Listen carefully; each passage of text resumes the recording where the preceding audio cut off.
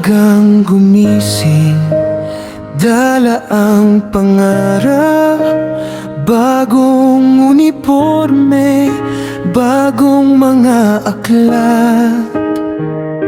Masayang naglakad papunta sa paalam. Unang araw ng pasok, puno ng kasabikan. Mga kaibigan ay muling nagkita. May tawanan at kwentuhang masaya. Sa silid-aralan ay handang matuto. Bagong kabanata, bagong yugto.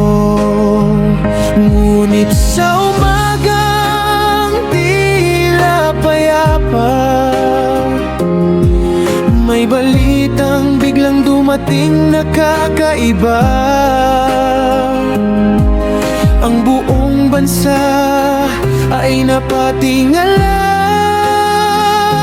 sa pangyayaring hindi inaasahan. Unang araw ng pasok, hindi malilimutan. May aral na dala ang bawat karanasan. Kahit may pangamba, tayo'y nagkaisa. Sa gitna ng unos, pag-asa'y kasama. Unang araw ng pasok, tandaan nating lahat. Ang kaligtasan ay laging mahalaga at sapat. Maghawak kamay, magtulungan saan man. Dahil tayo'y matatag bilang mamamayan.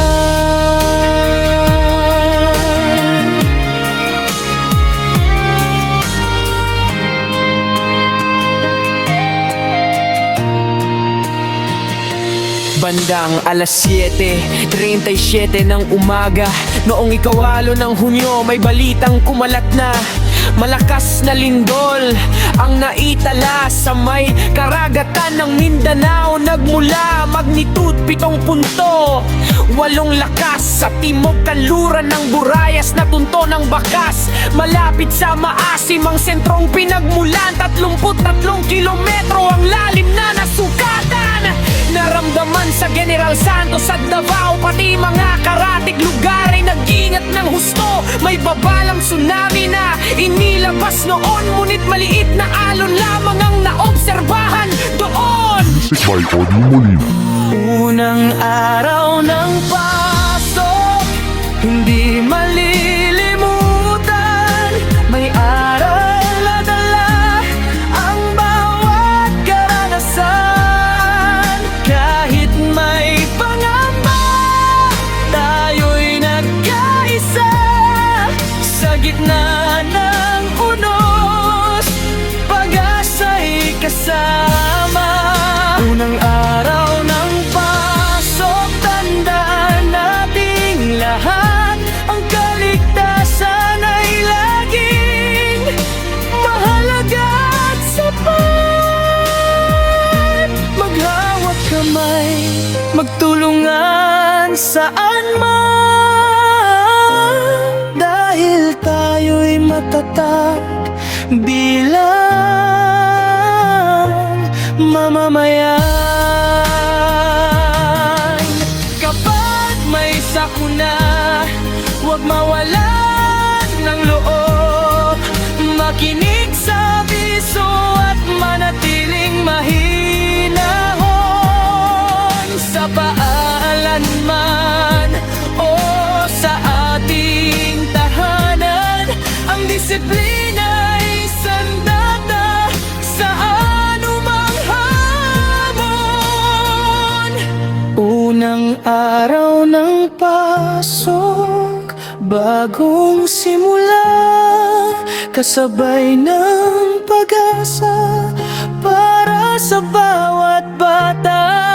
Kahit may bagsak, hindi mawan sa daan. Patuloy pa rin aangat ang ating bayan. Unang araw ng pasok, awit ng pagkakaib sa pag-aaral at paghahanda ang tunay na sandata. Sa bawat pahina ng ating kasaysayan, may tapang at tibayan. Sambayan ng Pilipino kailanman.